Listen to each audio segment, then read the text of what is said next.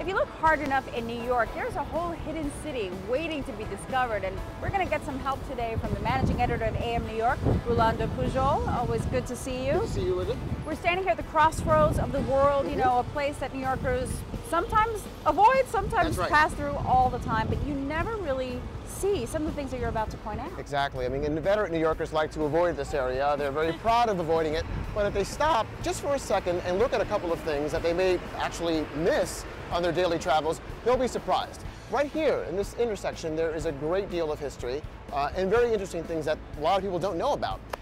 Where do we begin? Well, here's a very interesting spot to begin. Right up there, that sign we see there, the Lincoln Highway. Yeah, the Lincoln Highway. It was only put up a couple of years ago, and it commemorates a very special thing that a lot of people don't know about Times Square. That Times Square was the eastern terminus of the Great Lincoln Highway, which started in 1913, and it went clear across the country to San Francisco, ending at Lincoln Park. It was our first coast-to-coast highway, and it helped to create that American love of the road trip and the lure of the open road. But it began right over here. Wow, and that's great to know. The sign marks it right there. The sign marks it right there, and again, most people would never notice that. I never did. I'm a New Yorker. Now let's head over about a block north, and let's see what we find. Now we're on 43rd and Broadway. Tell me about this spot. Exactly. Well, this is One Times Square, which used to be the headquarters of the New York Times building. The New York Times came here in 1904 at the same time the subway system opened for business, the IRT. The Times was here for about 8 or so years. The facade here was covered in the 1960s. It was reclad. This used to be a Gothic tower, and over the years, as you can see, it became like one of the most iconic buildings here in the neighborhood, with all these great now digital electronic signs. Lots of TVs. Lots of TVs. All right, well, let's head on over to the subway then. Sounds like fun. So now we're on the platform of the shuttle, and something hidden. I've never seen this before. Exactly. Take a look at this. I mean, how could you? It's very easy to miss this. It's a brick arch. And this brick arch used to be part of a door that led into One Times Square, the building right upstairs we were just at, with all the signs where the ball is dropped on New Year's Eve. This led into the New York Times building, and it was a great way to get into the building and also bring newspapers out, put them on the subway, and distribute them. Another hidden sign here that I've never seen before. That's right. This is an old entrance to the Knickerbocker Hotel. And as you can see, the sign for Knickerbocker is still right there, right over the door. This was a great Times Square hotel, one of the great hotels of the city. It was a hotel from 1906 to about 1920. 1920 comes around, Prohibition, alcohol is banned, hotel shuts down. Over the years, it has had many uses, but one thing that has been a constant through all this time and has mystified people waiting for the shuttle train right here is the old Knickerbocker sign. I know, I never saw that before, and there were a lot of famous people at the Knickerbocker. Correct. Oh yeah, Enrico Caruso lived up there, George M. Cohen, all manner of very fancy livery. Yeah. And what about the Knickerbocker name? Where does that come from?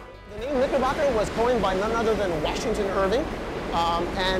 Diedrich Knickerbocker was his fictional character that he created, this old Dutch guy who told wacky stories about the early days of New Amsterdam. The name survives everywhere in the city, including the New York Knicks. Let's go back above ground now. Good idea. Good idea.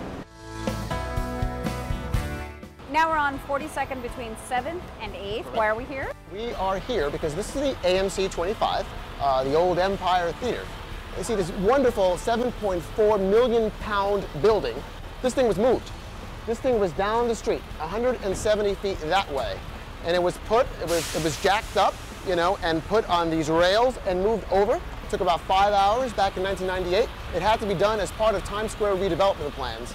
You would never even think that something like that would happen. It's incomprehensible. Few people, other than you, would know that it used to be over there. That's correct, exactly. Let's all go on to our next stop. Sounds like a plan.